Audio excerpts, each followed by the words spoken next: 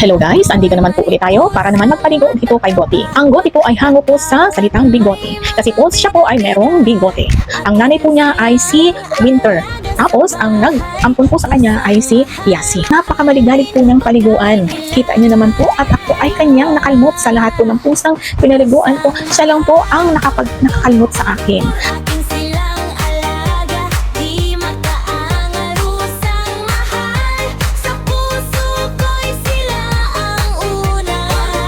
Ayan po, niligay ko po siya sa timba kasi hindi ko nang po mapigilan ang kanyang pagliligalig habang pinapaliguan na akala mo naman ay kung ano na ang ginagawa sa kanya.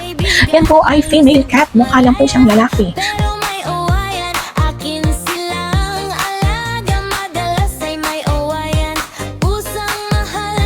Ayan po, at atin nang tinutuyo ang kanyang mga balahibo. Tatay po niya ay si Max, kaya po ang mukha po niya ay parang si Max. Bilog na bilog ang kanyang mga mata.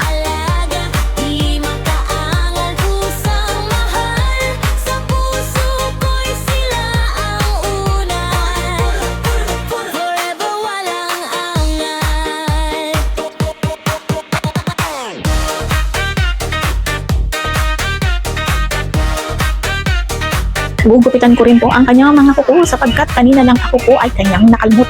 Masyado na pong matatalim ang kanyang mga kuko. Kaya kailangan na pong gupitin. At nang lalaki po ang kanyang mga mata habang ginugupit ang kanyang mga kuko.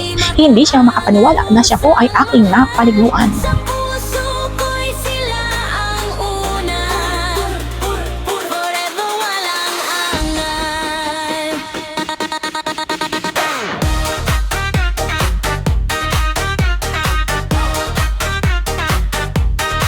Ito po ang pusang pinakamaligalig po sa lahat na akala mo naman ay kung ano na ang ginagawa sa kanya. Katulad yan, sinusuklayan ko lang pero lukso ng lukso. At kaya kailangang hawakan ko ang kanyang batok para hindi siya gaano makagalaw. At ini-sprayan ko rin po siya ng Betcor para naman po shiny ang kanyang balahibo.